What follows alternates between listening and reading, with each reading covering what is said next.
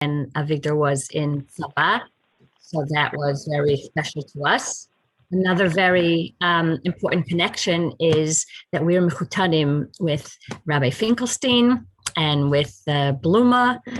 So it's really very special for us to be able to join in learning with the Memphis community. So it's really special. I do want to make a comment that since my connection with Rabbi Wendy is really through Avigdor, that Avigdor and Devora had a daughter born on Shabbos. The daughter was 6 weeks premature because Devora had an emergency health issue situation, and we need a lot of Tehillim and a lot of Tefillot.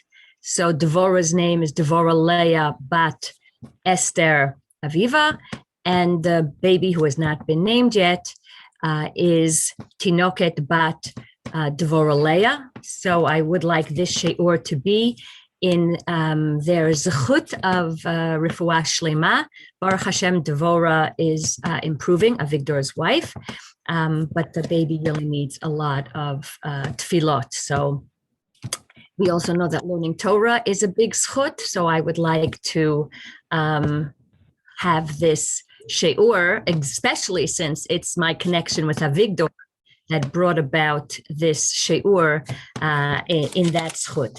Rabbi Wendy asked me to speak about a very important theme before Matan Torah, is the idea of the moral and ethical stance of the Malachim, of kings, of the leaders of Am Yisrael. Is that an important element for the leaders, or no, you just have to do what you do and that's enough? Is there a moral and ethical element, and what is that centrality? So first, as an introduction, I'm picking Melech Shlomo, and specifically I want to do Shlomo because I would like to discuss the rendition of Shlomo in Sefer Melachim. And according to the Gemara and the Chazal and Baba Batra, Sefer Melachim is written by Yirmiyahu. And Yirmiyahu also wrote his own Sefer. He wrote his own book, Sefer Yirmiyahu. And Yirmiyahu also wrote Eicha. And we know that Yirmiyahu is the Navi, is the prophet of Churban, of destruction. And the question is, do we see the voice of Yirmiyahu as the big Navi who is writing Sefer Melachim? And what I'd like to propose today is that we do, is that a lot of the themes that we know that Yirmiyahu speaks about is the big chasm between the wealthy and the poor, and the idea of doing chesed for the ger, yatom va'almana. We'll see that a lot of these themes are in the rendition even of Shlomo.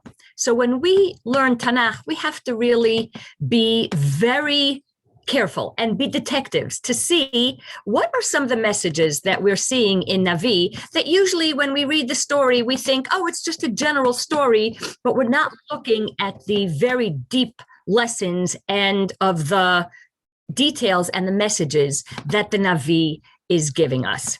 So I'd like to just do a little of Shlomo, like an overview for us to see what are some of the themes and ideas that are really presented about Shlomo, and then come to a discussion. I hope people will join me in the discussion about Shlomo HaMelech and about the moral and ethical issues. Do we see them or not? Are they hinted to, or are we seeing beyond? Because we're really meeting for such a short time, I just want to do mostly Pshat, and I'm going to use one Rashi to really highlight many of these ideas. So actually, we're going to start right away. I'm going to share my screen.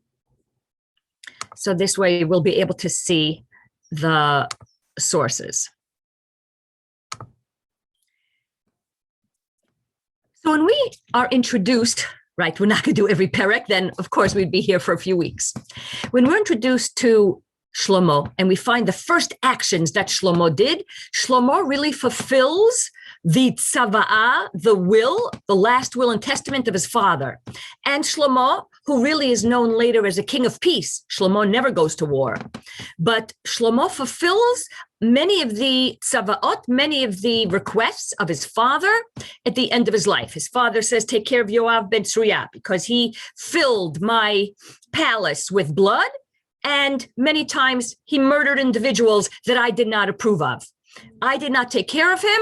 You have to. Shimi ben Gera, you take care of him. So there's a whole list of individuals that Shlomo takes care of for his father. And in the end, the Perek says, V'hamelech Shlomo Baruch, v'kisei David yeh nachon lifnei Hashem ad olam, which means the view of HaKadosh Baruch Hu, the view of Hashem, is that it was the right thing of Shlomo to do. David requested, and Shlomo fulfilled it in a very smart way. And we have to understand that a lot of the penalties, as we see in the next pasuk, was death penalty. But it was the right way for Shlomo to really start his melucha. So this is a very interesting idea, which means Shlomo had the intelligence to do it in the right way and is really accepted and seen as the right approach. But right away, we see in Perek Gimel that Shlomo is marrying into Bat Paro, a very good, on the one hand, decision from a political point of view, to be involved with Mitzrayim. You want to have political connections. But on the other hand, we have a very big criticism of Rashi. Rashi explains that it was the wrong thing because the minute his Rebbe, one, again, very interesting view, some oversight for Shlomo was Shim'i ben Gera.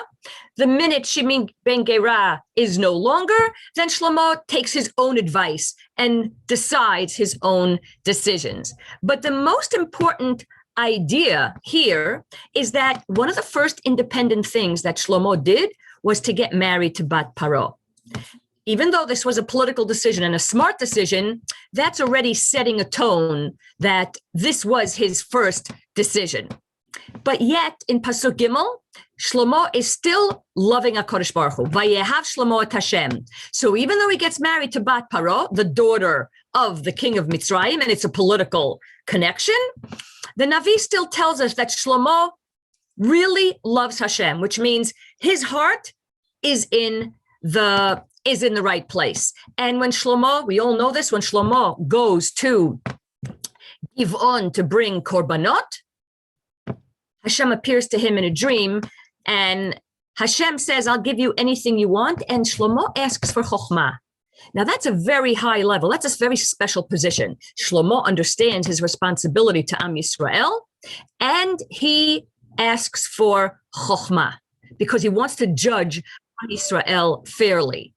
And this is a very important moment in Shlomo's choices and in his melucha, because he really decides that he wants the intelligence and the wisdom to do the right choices and to judge, look at Pasuk, to judge Am Yisrael and to know what's good and bad.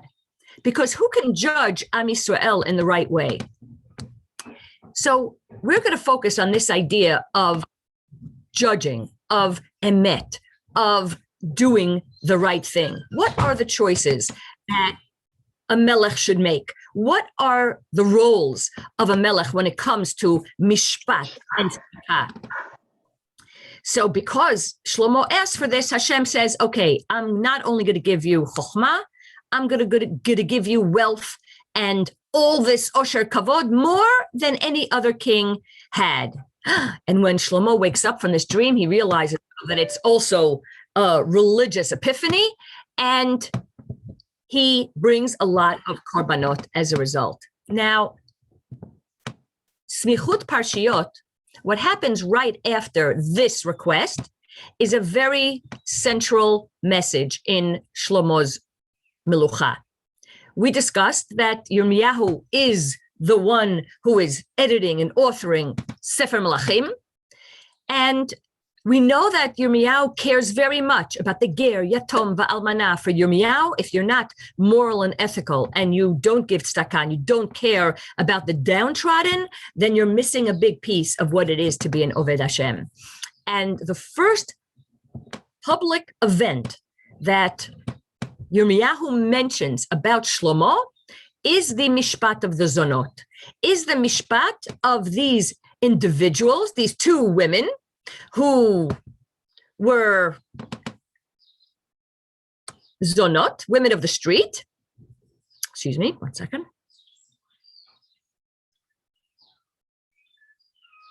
I have to get it back.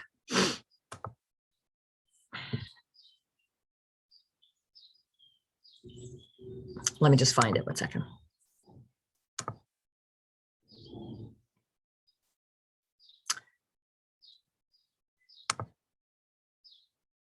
One second. 1 second. I'm sorry. I just have to get back my.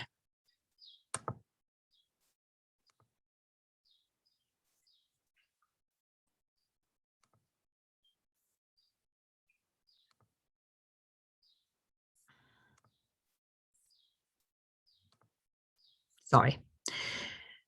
So what we see with the first judgment is that it's two women of ill repute. One of them had a child. The other one also had a child, but one child was smothered when they were sleeping there. And they come to Shlomo, and each one says that it is their child. And Shlomo judges rightly and justly, and he has this brilliant idea that he's going to bring a sword and he's going to threaten to split the baby in two, as we all know this famous mishpat. And obviously the one who's the mother says, no, leave the baby, even give it to the other woman. What's the symbolism and the message? These are the people on the lowest level of society. And yet what we find is that Shlomo cares about them. And Shlomo even does a huge public judgment in order to solve what is involved in their life, which means Shlomo cares even about the lowest strata of society, the people usually who are not defended, the people who usually don't get trials or honest trials. And here the king himself, Melech Yisrael, is judging their difficulty. So what we see here very importantly is that Shlomo begins his mishpat and his judgment of Am Yisrael, caring about the all levels of society. And we see in Pasuk Kafchet, Vayishma'u kol Yisrael et hamishpat asher shafat hamelech. When Bnei Yisrael see this mishpat, they see chokhmat Elokim b'kirbo lasot mishpat, that he is the chokhmah of Hashem to do mishpat. And Shlomo organizes and makes sure that Eretz Yisrael is divided into different parts, great administrator, and Bnei Yisrael, Rabim kachol asher al hayam larov, ochlim v'shotim usmechim. Bnei Yisrael are very successful. So not only is Shlomo judging honestly and caring about the lowest levels, all of Yisrael fruitful, multiplying, and they are very happy. Now, what's interesting is that all of a sudden we're getting a little bit of a shift. Shlomo begins with this mishpat, but now we're moving that the focus of Shlomo, which originally was chokhmah to have mishpat, is now maybe moving a little to the economic area, which means much more focus on the economic stability of Am Yisrael and maybe moving away from the equality of all the different strata of society. And again, it mentions, Vayeshev Yehuda v'Yisrael lavetach ish tachat gafno v'tachat teinato. Again, a wonderful idea that Bnei Yisrael are succeeding and doing well financially, but this is definitely a trend that is worrying us. So again, it doesn't say, oh, and Shlomo is shifting his focus and it tells us, oh, and this is a critical point. But the way Navi is written is very important for us to understand the subtleties. And what we see with Shlomo, and we see the descriptions of Shlomo, the focus very much turns to his wealth and chokhmah.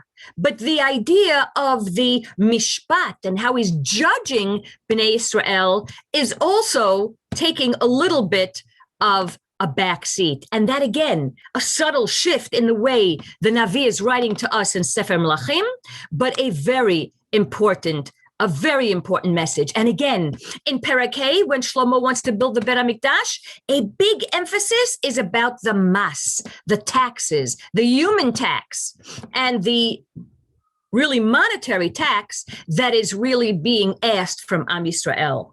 So again, a beginning of mishpat, even of the lowest levels of the zonot. And now we're moving more to a focus on the economy, on building the Bet HaMikdash, which is so important. But when we look in Divrei Hayamim and we see the building of the Bet HaMikdash, the language there, David HaMelech is collecting for the Bet Mikdash. And there we have the language of hitnadvut. One is giving lovingly, voluntarily to the Bet Mikdash, to build the Bet Mikdash that's going to be in the future. And yet what we see with Shlomo is top down.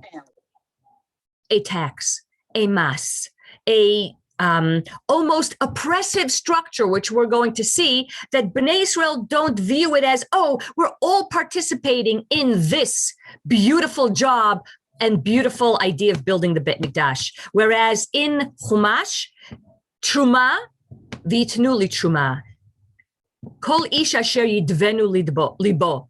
In Divrei Hayamim, it's also the idea of mitnadvim, volunteer. Everyone is really doing it out of the goodness of their heart. And with Shlomo, we find more of a top down and of a tax of Am Yisrael. Furthermore, what we see, when Shlomo finishes building the Bet Mikdash and they do the Chanukat HaMikdash, which happens to be a beautiful perek, because Shlomo davens and he gives a bracha to all of Am Yisrael, and all of Am Yisrael are together at the Bet Mikdash celebrating. But if we look carefully at the psukim, Az yakel Shlomo et ziknei Yisrael, et kol rashei hamatot, nisi'ei ha'avot livnei Yisrael.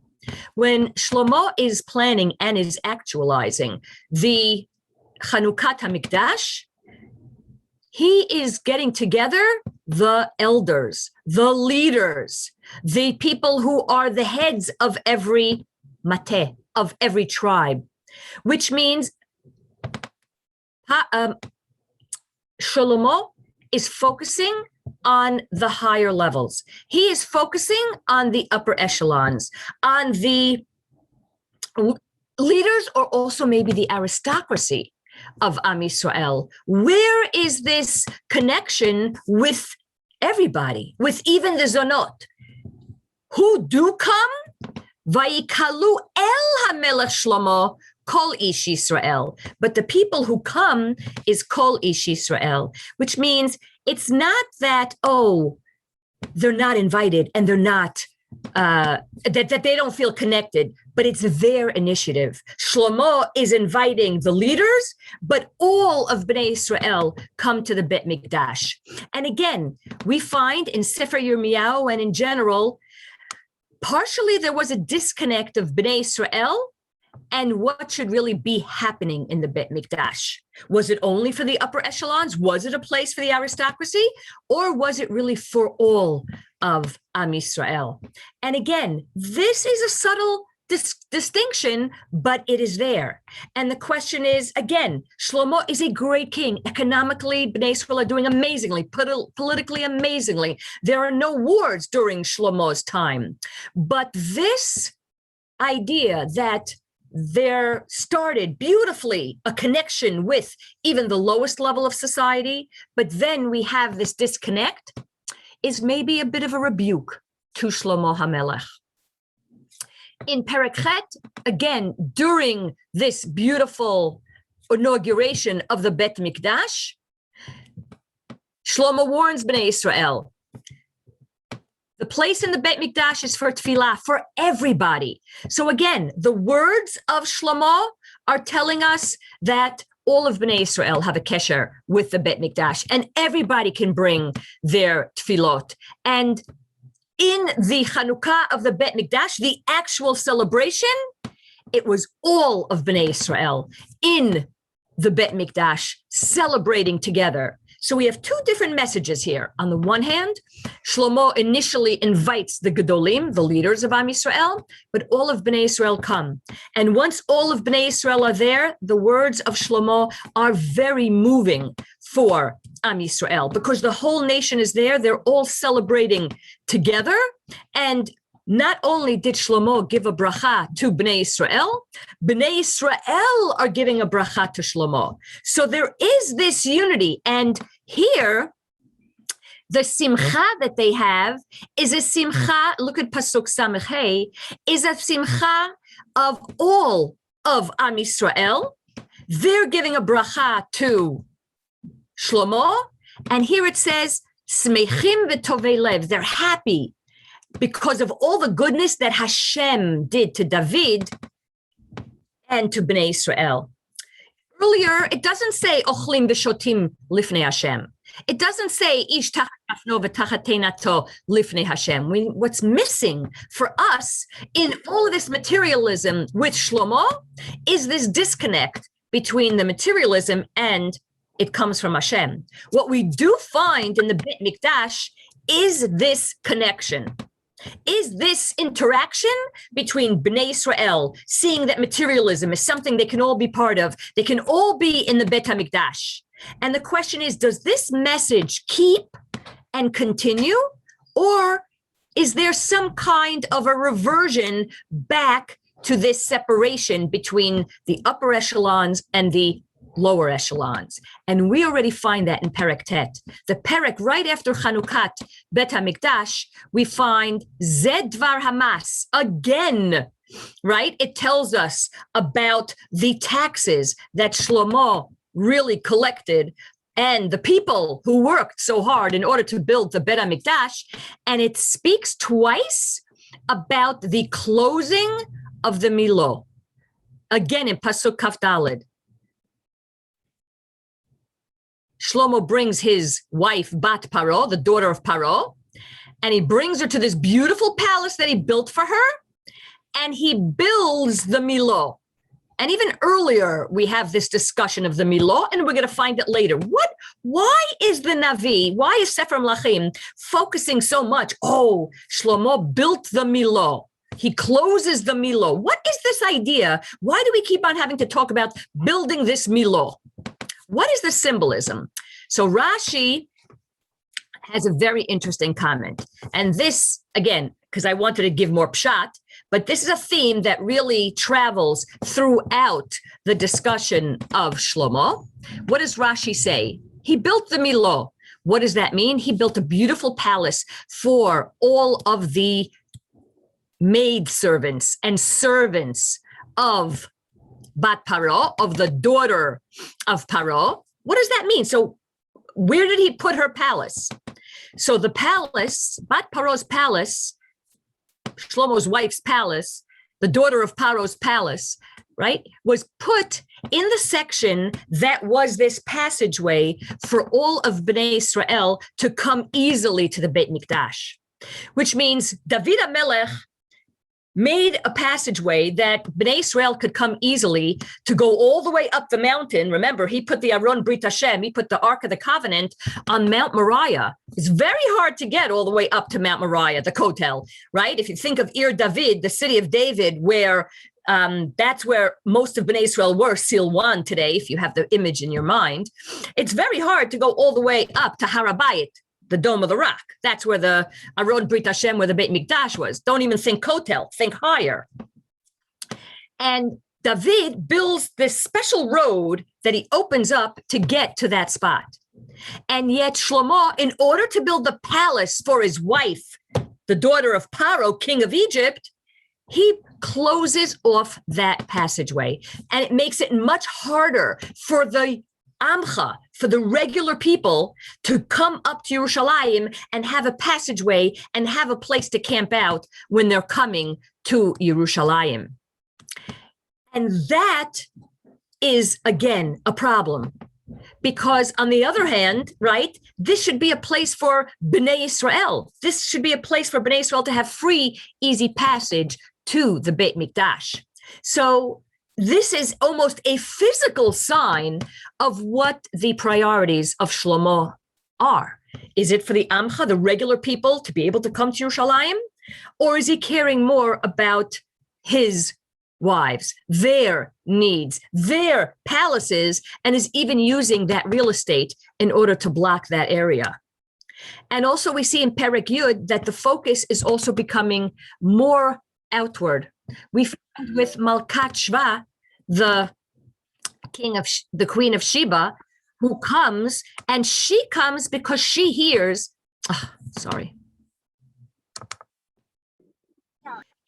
she hears that Shlomo is so smart and it's Chochmat Hashem. But we find here that there isn't more of an outward focus. She hears about his Chochmah and his knowledge and his success. We don't find Bnei Israel now coming to be judged, which means this is a very stark contrast. In the beginning, he is judging and discussing with the Nashim Azonot, the women from one of the lowest levels of society. And now we're only mentioning, right? He's making a palace for his wife. He is having Malkat Shva come. And again, this is very important because politically, this is a very important move that the Queen of Sheba is coming. But this is showing a change of focus, which means Shlomo, the smartest man who ever lived, we expect that his understanding of mishpat and justice is not just justice. I'm judging correctly. It's not just making sure that Bnei Israel are financially and politically successful. It is also making sure that they realize that they have to take care of the ger yatom v'almana, of the orphan, of the widow, of the oppressed, and to care about the lower levels of society. Whereas in the end, we say that la'et ziknato, he was really moved and influenced away from this morality, these ethics, and even maybe to move away from Hashem in the end of his life. And we don't find Shlomo, the smartest man who ever lived, that he has those same values as we saw in the beginning. In the beginning, it said, he ohevet Hashem, loves Hashem. He does this judgment of the Nashim, the simple women, the Nashim, and the judgment with the baby. In the end, it ends that Shlomo loves the Nashim Nochriot, as opposed to, look at the brackets, loving Hashem, he loves the foreign women. As opposed to being focused on Hashem, they veer his focus in another direction. And it even goes as far as to say that Shlomo does hara be'inei Hashem, doesn't do the right thing. Not like David HaMelech, where we know David HaMelech dances even with the lowliest of the communities when he's bringing Aron Brit Hashem to Yerushalayim. And in the end, we see that this comes back to haunt him, because the rebellion against Shlomo HaMelech is by Yeravam ben Nevat, a son of a widow, of an Isha Almana. Like, look at Pasuk Kavav, of an Isha Almana, a widow, and from Shevet Yosef, and rebels against Shlomo HaMelech. And what's the reason? Because he built the Milo, and he closes the opening to Ir David, which means the downfall of Shlomo HaMelech. And the reason that the tribes were divided, only Shevet Yehuda ends up being under the kings of Judah, and all the other tribes go under the kings of Israel, is because of this. The rebellion of Yeravam ben Nevat, where we see later Achia, the Navi, anoints him, this is the root. So again, what's our question? Shlomo, was he moral and ethical? He starts out being one of the most moral and ethical kings, and he judges even the simplest of society, and he cares about them. But a king and any great leader has to remember that his responsibility is also for everybody, not just the wealthy and the successful and the powerful and the world leaders, but for all of his constituents. And that was a big lack in Shlomo HaMelech. Even though a big success in building up Bet HaMikdash and the economy of Am Yisrael, bringing peace, but without the underlying values of chesed, of caring about everybody, even the people who are neglected in the community, then that is a crumbled foundation. Without a strong foundation, you can't have a successful society. And I think this is a very important lesson for us, because not only does Yeravam ben Nevat rebel because of this, the Navi encourages Yeravam ben Nevat, and it's a message from Hashem that he is going to rule the northern kingdom. But we see how entrenched this attitude was, because even later, when Yeravam ben Nevat, right, rebels, and he argues with Rechavam, who is Shlomo's son, Rechavam hears the argument, and they say, please reduce the taxes and the big, right, burden that your father has placed on us. And in the end, what does Rechavam, the son of Shlomo, answer? My pinky is even bigger than my father's waist, which means I'm going to even make it more difficult. So we see the whole culture in Shlomo's house and among his children was one of misunderstanding the needs of those in society and how we have to care about everyone. So I'm just finishing the shiur, and if Rabbi Wendy wants to open up to discussion, I don't know how these work, but we see how important, even with Shlomo HaMelech, that the solid foundation of mishpat u'tzedakah, of chesed, really started off with Shlomo, and his chokhmah helped him see that. But as time went on, he missed the opportunity to really entrench that, not only during Chanukat HaBayit again, right, when they did the celebrations in the Bet Mikdash, in the temple, when they inaugurated it, but even further on. So it's just a message for us that a very important aspect, no matter what we do in our lives, what leadership position, what family positions, or even just a member in the community, how mishpat u'tzedakah is so important. And we have to think about it a lot, because even Shlomo, the smartest man who ever lived, also was not able to be consistent with that throughout his life. Okay.